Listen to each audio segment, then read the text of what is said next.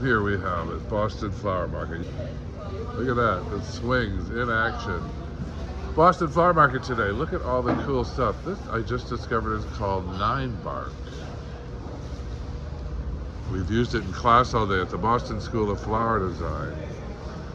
Here we have zinnias. Look at the color. Boston Flower Market is one of the best in the country. Best on the East Coast that I know of. So get your zinnias while they're hot. Let's look at a few other items. A bucket, a card stock, white stock. One of my favorite flowers to use in weddings. We've got gers, we've got chocolate Queen Anne's lace. We have Lysianthus. You've got to come to the Boston Flower Market one day. Look at this. Cut flowers from around the world. Bought and sold right here in the heart of Boston in Chelsea.